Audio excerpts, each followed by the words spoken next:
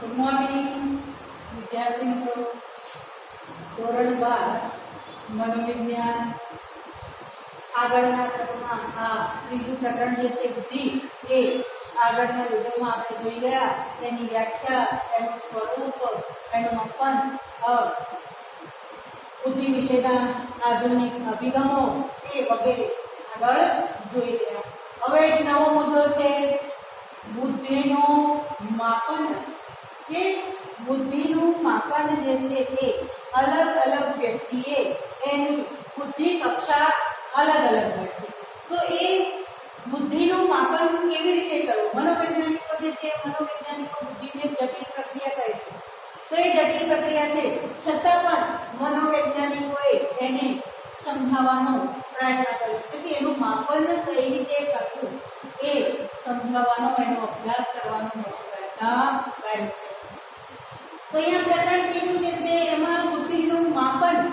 તો બુદ્ધિનું માપન કઈ રીતે, કઈ કસોટીઓ દ્વારા કરવામાં આવે છે તે. તો એના માટે બુદ્ધિનું માપન કરવા માટે બુદ્ધિઆંક અને માનસિક વય બંને સમજવું જરૂરી છે. તો એ માનસિક વય કોને કહેવાય? તો માનસિક વય કઈ રીતે ગણવી? તો માનસિક વય ગણવા માટે એ વિવિધ કસોટીઓની રચના કરવામાં આવે છે. તો માનસિક વય તમને એક માત્ર પ્રશ્નની અંદર પણ પૂછે કે માનસિક વય કોને કહેવાય? તો વ્યક્તિ જે પર્યાવરણમાં રહે છે તેના સંબંધમાં તેના માનસિક વિકાસની કક્ષા, એટલે માનસિક કે વ્યક્તિ જે પર્યાવરણમાં છે, દાખલા તરીકે 5 વર્ષની છે તો 5 વર્ષના દરમિયાન એનામાં કેટલી કક્ષા વિકસેલી છે એ કસોટી દ્વારા સમજી શકાય છે. એટલે કે એને જે પર્યાવરણમાં રહે છે એના જ સંબંધમાં એની કસોટી લેવામાં આવે છે, પાયાની કસોટી તૈયાર કરવામાં આવે છે. અને એમાં જે ઉત્તરો મળ્યા હોય એ ઉત્તરોને 2 વડે ગુણતા માનસિક વય મળે છે. અહીંયા એક ઉદાહરણ જોઈએ કે વ્યક્તિએ આપેલા સાચા ઉત્તરોને ઉત્તરથી 2 માસની વય ગણવામાં આવે છે ત્યારે આપણને માનસિક વય મળે છે. તો એ વ્યક્તિના સાચા ઉત્તરો માટે એક કસોટી તૈયાર કરવામાં આવે છે. એ કસોટીની અંદર દાખલા તરીકે 9 વર્ષની ઉંમર છે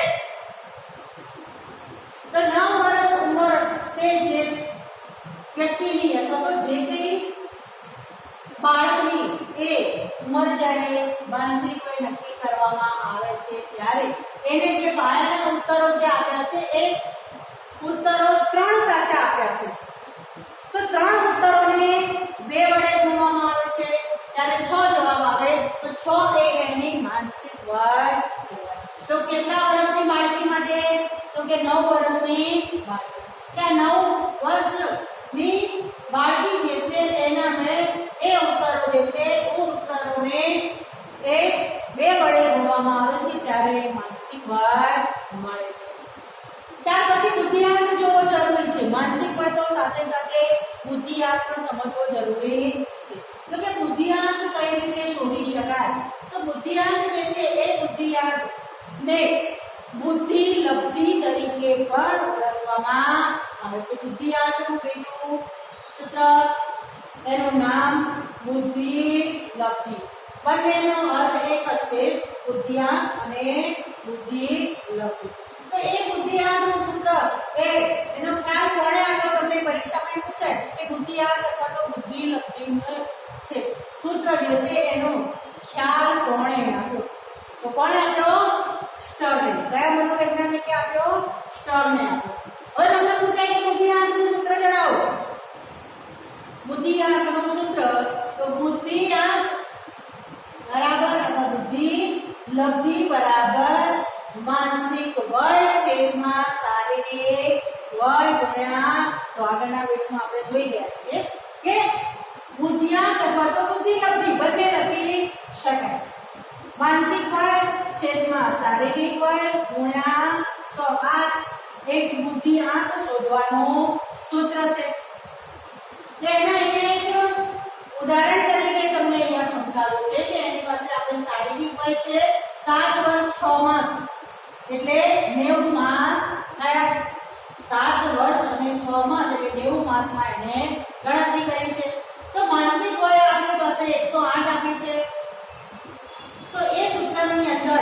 માનસિક વય અને શારીરિક વય મૂકતા જે જવાબ આવે એનો બુદ્ધિઆંક છે એમ કહી શકાય. તો અહીંયા આપણી પાસે શારીરિક વય કેટલી છે? 90 છે. કેટલી છે? 90. તો એ શારીરિક વય ક્યાં હશે? છેદમાં. અહીંયા છેદમાં. તો એ માનસિક વય આપણને કેટલી આપી છે? 108. તો માનસિક વય કેમ થશે? કૌંસમાં. તો બુદ્ધિઆંક બરાબર 108 છેદમાં 90 ગુણ્યા 100. તો અહીંયા શું કરશો? 108 ગુણ્યા 100 કરવાના છે. 108 ગુણ્યા 100 છેદમાં 90. તો જવાબ કેટલો આવશે? 120. તો આ જે 120 જે છે એ 120 ને આપણે શું કહી શકીએ? બુદ્ધિઆંક. શું કહેવાય એને? બુદ્ધિઆંક. તો આ બુદ્ધિઆંક જે છે એ શેના આધારે શોધી શકાય? માનસિક વય અને શારીરિક વયને આધારે આપણે બુદ્ધિઆંકને શોધી શકીએ છીએ. ત્યારે એ બુદ્ધિનું માપન આ રીતે માનસિક વય, શારીરિક વય અને આ બુદ્ધિઆંકની સૂત્ર પ્રમાણે એને શોધી શકાય છે. ત્યારે વ્યક્તિને વિવિધ કસોટીઓ જે છે એ કસોટીઓમાં સાચા ઉત્તરો દીઠ 2 માસની વય ગણી એનું માપન કરવામાં આવે છે. એટલે મનોવૈજ્ઞાનિકોએ આ બુદ્ધિ કસોટીઓ જે છે એને વિવિધ કસોટીઓ દ્વારા વ્યક્તિનું માપન પણ કર્યું છે. એમાંની કેટલીક કસોટીઓ અહીંયા આપેલી છે. તો પહેલી છે સ્ટર્નફર્ડ બિને કસોટી. સ્ટર્નફર્ડ બિને કસોટી. તો આ સ્ટર્નફર્ડ બિને કસોટી જે છે એ શેનું માપન કરે છે? તો કે બાળકોની બુદ્ધિનું માપન કરવા માટે વપરાય છે. કે સૌથી વધુ કસોટી આ બાળકોની બુદ્ધિનું માપન કરવા માટે વપરાય છે. હવે આ બિને કસોટી છે તો એ બીજો કસોટી કોને આપેલી છે? બિને અને સાયમન. તો બિને અને સાયમને સૌપ્રથમ ફ્રેન્ચ ભાષામાં ઈસવીસન 1905 ની અંદર અમેરિકાની સ્ટેનફોર્ડ યુનિવર્સિટી જે છે એની અંદર સૌપ્રથમ શરૂઆત કરી. તો તમને પરીક્ષામાં એમ પણ પૂછાય કે બિને અને સાયમન અથવા તો સ્ટેનફોર્ડ બિને કસોટી સૌપ્રથમ કોણે કઈ સાલમાં ક્યાં આપી? તો કે કોણે આપી? બિને અને સાયમને. કઈ ભાષામાં? તો કે ફ્રેન્ચ ભાષામાં. કયા વર્ષમાં? તો ઈસવીસન 1905 માં. ક્યાં? અમેરિકાની સ્ટેનફોર્ડ યુનિવર્સિટીમાં. બીજી છે વેક્સલરની બુદ્ધિ કસોટી. આ જોઈએ આપણે સ્ટેનફોર્ડ બિને કસોટી. બીજી છે વેક્સલરની બુદ્ધિ કસોટી. આ સ્ટેનફોર્ડ યુનિવર્સિટી બાળકોની બુદ્ધિ માટે વધારે વપરાય છે. વેક્સલરની બુદ્ધિ કસોટી એ વ્યક્તિગત માપન માટે વપરાય છે. વ્યક્તિએ અલગ અલગ માપન એને અલગ અલગ વ્યક્તિ જૂથમાં એને વહેંચવામાં આવે છે. એટલે કે વ્યક્તિગત માપન માટે આ વેક્સલરની બુદ્ધિ કસોટીઓ વપરાય છે. તો એને 3 જૂથમાં વહેંચી દીધી છે. તો કે કયા કયા જૂથમાં વહેંચી છે? તો પહેલી પુખ્ત વયની વ્યક્તિ માટે. પુખ્ત વયની વ્યક્તિ માટે આ વેક્સલરની બુદ્ધિ કસોટી જે છે એ અલગ. તો એ કેટલા વર્ષના વ્યક્તિઓ માટે વપરાય છે? તો પુખ્ત વયની વ્યક્તિઓ માટે 16 થી 64 વર્ષ. પુખ્ત વયની વ્યક્તિ માટેનું એક જૂથ બનાવ્યું છે. એમાં 16 વર્ષથી 64 વર્ષ સુધીનું વ્યક્તિઓનું માપન આ વેક્સલરની બુદ્ધિ કસોટીઓ દ્વારા થાય છે. બીજું એક જૂથ છે બાળકો માટેની બુદ્ધિ કસોટી આપી છે. તો બાળકો માટેની બુદ્ધિ કસોટીમાં પણ એમણે એક જૂથ તૈયાર કર્યું છે. એક ઉંમર નક્કી કરી છે કે એનામાં 6 વર્ષથી 16 વર્ષ સુધી. કેટલા? 6 વર્ષથી 16 વર્ષ સુધીના બાળકો જે છે એના માટેની બુદ્ધિ કસોટીઓ અલગ તૈયાર કરી છે. ત્રીજું છે પૂર્વ પ્રાથમિક શાળા. પૂર્વ પ્રાથમિક શાળાનું જૂથ. કે એમાં પણ 4 વર્ષથી 6.5 એટલે સાડા 6 વર્ષ. 4 વર્ષથી સાડા 6 વર્ષના બાળકો માટે આ કસોટી કે પૂર્વ પ્રાથમિક કસોટીની એ બુદ્ધિના માપન માટે આ કસોટીઓ વપરાય છે.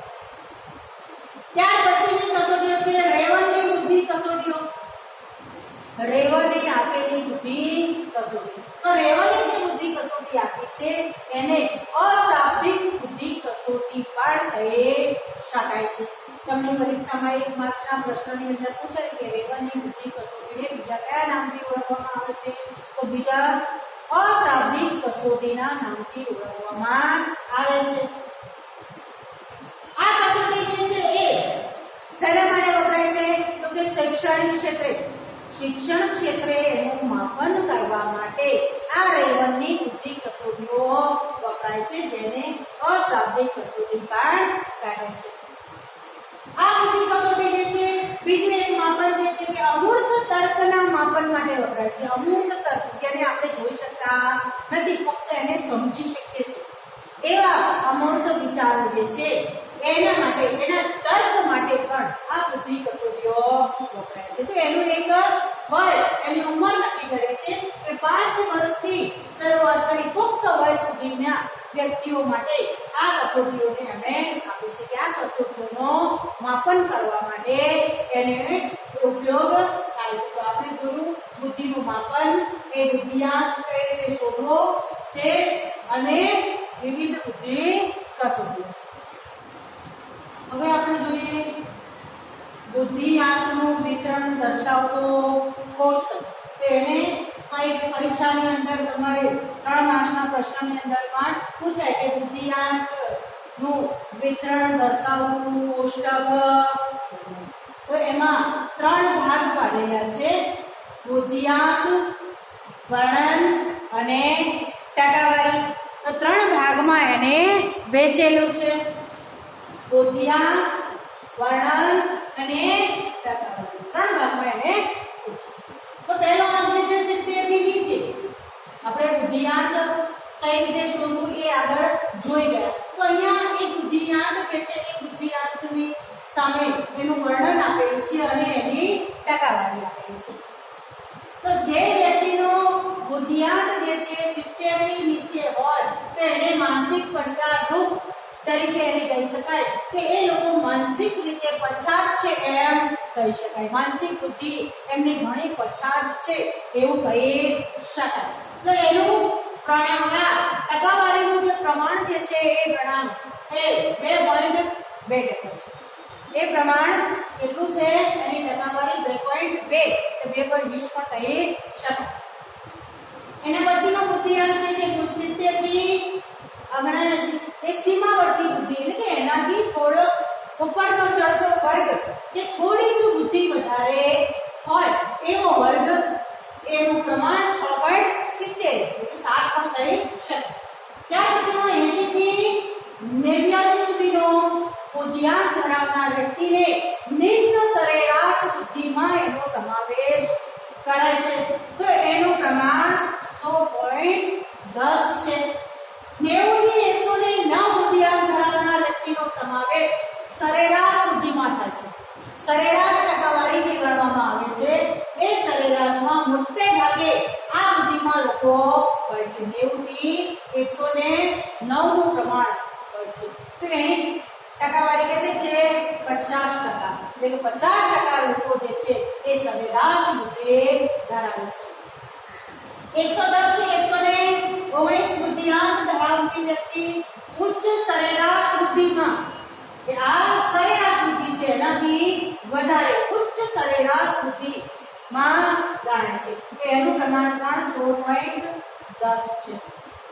120 થી 130 બુદ્ધિઆંક ધરાવનાર વ્યક્તિ એને ઉચ્ચ બુદ્ધિમાં એનો સમાવેશ થાય છે. વધારે હોશિયાર વ્યક્તિ કે જેનામાં વધારે બુદ્ધિ છે એવા વ્યક્તિમાં ઉચ્ચ બુદ્ધિમાં એનો સમાવેશ થાય છે. તો એનું પ્રમાણ જે છે 6.70 છે. અને 130 થી વધુ જે બુદ્ધિઆંક ધરાવે છે તેને પ્રતિભાશાળી બુદ્ધિમાં સમાવેશ થાય છે. તો એનું પ્રમાણ છે 2.2. 130 થી વધુ બુદ્ધિઆંક ધરાવનાર વ્યક્તિને પ્રતિભા સંપન્ન વ્યક્તિ કરે છે. માટે એનું પ્રમાણ પણ 2.20 છે. તો આ ફોટો જે છે આટલો તમારો 3 માર્ક ની અંદર એ ગોઠવો.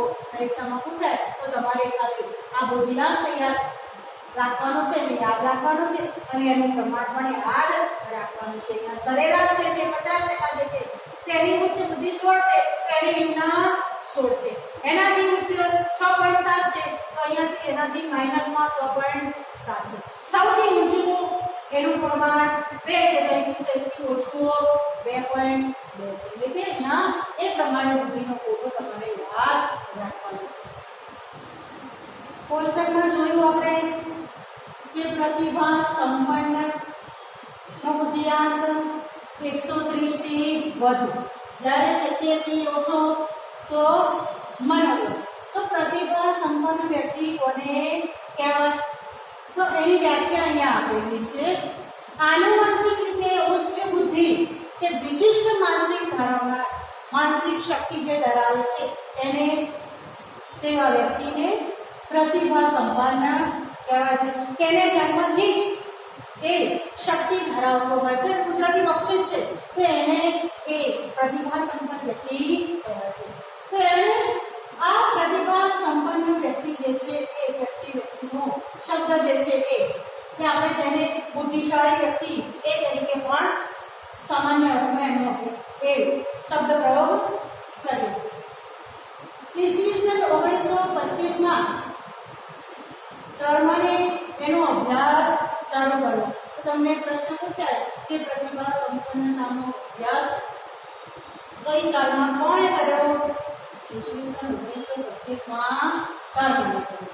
તો એની કઈ રીતે ઓળખવા, પ્રતિભા સંપન્ન વ્યક્તિને ઓળખવાની કઈ રીત છે તો એના માટેની કેટલીક પ્રક્રિયા અહીંયા આપેલી છે. બુદ્ધિ કસોટીમાં વ્યક્તિએ મેળવેલ પ્રાપ્તાંક, બુદ્ધિ કસોટી જે વર્ગની અંદર આપણે પરીક્ષા લઈએ છીએ તે પરીક્ષામાં સૌથી ઊંચો બુદ્ધિઆંક ધરાવનાર, સૌથી વધારે માર્ક્સ ધરાવનાર વ્યક્તિ તેને પ્રતિભા સંપન્ન કહીએ છીએ. વિદ્યાર્થી વિશેનો શિક્ષકનો અભિપ્રાય, શાળામાંથી જે અભિપ્રાય મળે છે કે તમારો વિદ્યાર્થી ખૂબ જ હોશિયાર છે, ઊંચો બુદ્ધિઆંક ધરાવે છે, તે આગળ ભવિષ્યમાં કંઈક વધુ સારું કરી શકશે, એમ વિદ્યાર્થી વિશેનો શિક્ષકનો અભિપ્રાય. બાળક વિશે મા બાપનું મૂલ્યાંકન, બાળક પણ પોતે પોતાના બાળકનું મૂલ્યાંકન હંમેશા કરતા જ હોય છે. બાળકનો સામાજિક આવેગિક પરિપક્વતાનો આંક, બાળક જે છે એ એની ઉંમર કરતા હંમેશા વધુ આગળની પરિપક્વતાની એટલે કે એ પોતાના કાર્યો જે છે કરતો હોય છે, કે નાની ઉંમરમાં વધુ કાર્ય સફળ કાર્ય કરતો હોય છે, ઊંચો બુદ્ધિઆંક ધરાવતો હોય છે. ત્યાર પછી એના છે લક્ષણો. આ ઓળખવાની પ્રક્રિયા હતી. હવે એના લક્ષણો છે. એને કયા કયા લક્ષણો ધરાવે છે? કે ઊંચું ગૌરવ ધરાવે છે, સ્વગૌરવ. સ્વગૌરવ એટલે કે પોતાની જાત પ્રત્યે પોતાને ગર્વ હોય છે. ઊંચી સ્વક્ષમતા ધરાવે છે, પોતાની જાત પર સ્વક્ષમતા, પોતાની શક્તિ પોતાની પાસે છે એવી ઊંચી ક્ષમતા ધરાવે છે કે ગમે તેવી મુશ્કેલી હશે, ગમે તેવું મોટું કાર્ય હશે પણ એ પોતે કરી શકશે એવી ક્ષમતા ધરાવે છે. સર્જનાત્મક હોય છે, કંઈક ને કંઈક નવું સર્જન કરવાની હંમેશા તત્પરતા હોય છે, તૈયારી હોય છે. મૌલિક હોય છે, હંમેશા એ કોઈ પણ કાર્ય કરવા માટે તત્પર હોય છે. આંતરસૂઝ, સમસ્યા ઉકેલ અને પોતાનું કૌશલ્ય. આંતરસૂઝ, પોતાનું કોઈ પણ કાર્ય જે છે એ પોતાની સૂઝ સમજ દ્વારા કરે છે, પોતાની બુદ્ધિનો ઉપયોગ કરે છે, બીજાની સલાહ લેતો નથી.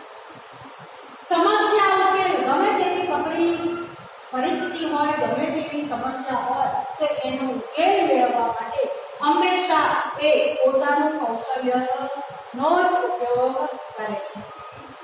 ઉંમર કરતા વધારે પુખ્તતા હોય છે. નાની ઉંમરમાં જ એ મોટી ઉંમરના વ્યક્તિઓ જેટલું કાર્ય કરી શકે, જેટલી બુદ્ધિ ધરાવતા હોય તેટલી બુદ્ધિ એ ઉંમર કરતા વધારે ધરાવે છે. પોતાના કાર્યનું મૂલ્યાંકન કરે છે. પોતાનું કાર્ય જે છે, પોતે જે કાર્ય કર્યું છે એનું મૂલ્યાંકન પોતે જ કરે છે, કે પોતે જે કાર્ય કર્યું છે એમાં કેટલી ભૂલો છે, એને કઈ રીતે સુધારવું, એને કેટલા પ્રમાણમાં હજુ વધારે એને સારું કઈ રીતે બની શકાય એનું મૂલ્યાંકન પોતે જાતે જ કરે છે. અંતર્મુખ હોય છે, હંમેશા પોતાના કાર્યમાં રચ્યા પચ્યા રહે છે, અને પોતાનો કાર્ય છે, પોતાનો સમય જે છે પોતાના કાર્યમાં જ તે પોતે વિચાવે છે, બીજા કાર્યમાં બીજાની સાથે એ સમય બગાડતો નથી. તે એકાંત પ્રિય હોય છે, હંમેશા એને એકલું ગમે છે, એકાંત ગમે છે અને બીજા વ્યક્તિઓ સાથે હળીમળી ટોળા ભેગા કરવા, બીજી પ્રવૃત્તિઓ કરવી એ એને ગમતો નથી.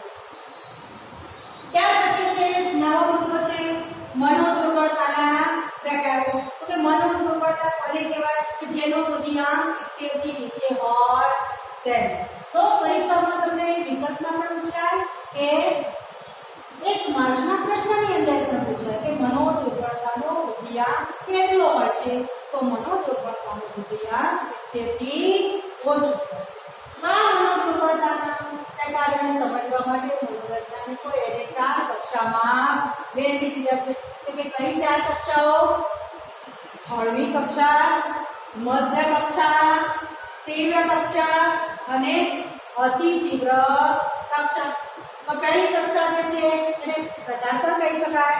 હળવી કક્ષા મનોદુર્બળતા તો એ કેટલો બુદ્ધિઆંક ધરાવે છે? 50 થી 69. તે 50 થી 69 ધરાવનાર વ્યક્તિને આ હળવી કક્ષામાં મૂક્યા છે. તો આ કક્ષા ધરાવનાર વ્યક્તિ, બુદ્ધિઆંક ધરાવનાર વ્યક્તિ એ પોતાના કાર્યો જાતે કરી શકે, પોતાના નિયમિત કાર્ય એ કરી શકે છે. તેઓ અભ્યાસમાં 3 થી 6 ધોરણ સુધી ભણી શકે છે. આગળ ધોરણમાં એટલે કે આગળનો અભ્યાસ એ કરી શકતા નથી. સામાન્ય પરિસ્થિતિની અંદર બીજા વ્યક્તિઓ સાથે થોડું સમાયોજન કરી શકે છે, થોડા મિત્રો બનાવી શકે છે. એના પછીની બીજી કક્ષા છે મધ્ય કક્ષા. તો એનો બુદ્ધિઆંક છે 35 થી 49. તો એમાં એ પોતે પોતાના કાર્યો જાતે કરે છે ખરા, પણ એમાં એને તાલીમની જરૂર પડે છે. તાલીમ મળ્યા પછી એ પોતે કાર્ય કરે છે. ઘણા ગાંઠા કૌશલ્યો એ પોતે શીખી શકે છે. તો એ અભ્યાસની અંદર 1 થી 2 જ ધોરણ સુધી ભણી શકે છે, એનાથી વધારે ભણી શકતો નથી. કારણ કે એનો ભાષાનું જ્ઞાન જે છે એ ઠીક હોય છે, વધારે હોતો નથી. અને શબ્દો ઉચ્ચારવામાં પણ ભૂલો પડતી હોય છે. ત્રીજી કક્ષા છે તીવ્ર કક્ષા. એનો બુદ્ધિઆંક 20 થી 34 છે. આ વિદ્યાર્થીઓ જે આ કક્ષા ધરાવનાર વ્યક્તિ જે છે એ અભ્યાસ કરી શકતા નથી, મિત્રો પણ બનાવી શકતા નથી, સતત સંભાળ રાખવી પડે છે. એ પૂરેપૂરા બીજા પર આધારિત હોય છે, પરાવલંબી હોય છે. પોતાના કાર્યો પણ કરી શકતા નથી કે સમાજની અંદર પણ ક્યાંય સમાયોજન સાધી શકતા નથી. અને ચોથી કક્ષા છે અતિ તીવ્ર કક્ષા, જેને મનોદુર્બળતા કહેવાય. અતિ તીવ્ર, સાવ ઓછો બુદ્ધિઆંક, એનો બુદ્ધિઆંક 20 થી ઓછો, એને અતિ તીવ્ર કક્ષામાં મૂક્યા છે. આ વ્યક્તિઓ જે છે એ ફક્ત અવાજ જ કરે છે, આ એવો અવાજ જ કરે છે, બીજી કોઈ વાણી ઉચ્ચારી શકતા નથી, એ બોલી શકતા નથી, કોઈ પણ જાતનું શિક્ષણ મેળવી શકતા નથી, પોતાનું કોઈ પણ કાર્ય જાતે કરી શકતા નથી, કોઈ મિત્ર બનાવી શકતા નથી, સમાજની અંદર કોઈ કાર્યની અંદર એ પોતે કાર્ય કરી શકતા નથી, કે કુટુંબમાં પણ પોતાના વિચારોની આપ-લે કરી શકતા નથી, કે જેને એ અતિ તીવ્ર એવી કક્ષામાં એનો સમાવેશ કર્યો છે. આ પ્રકરણની અંદર બુદ્ધિનો અર્થ, તેની વ્યાખ્યા, તેના પ્રકાર, તેના આધુનિક વિષયના અભિગમો, બુદ્ધિનું માપન, બુદ્ધિઆંક, તેનું કોષ્ટક, પ્રતિભા સંપન્નતા અને મનોદુર્બળતાના પ્રકારો બધું જ આ પ્રકરણની અંદર આપણે જોઈ ગયા. પ્રકરણ તમારું અહીંયા પૂરું થયું.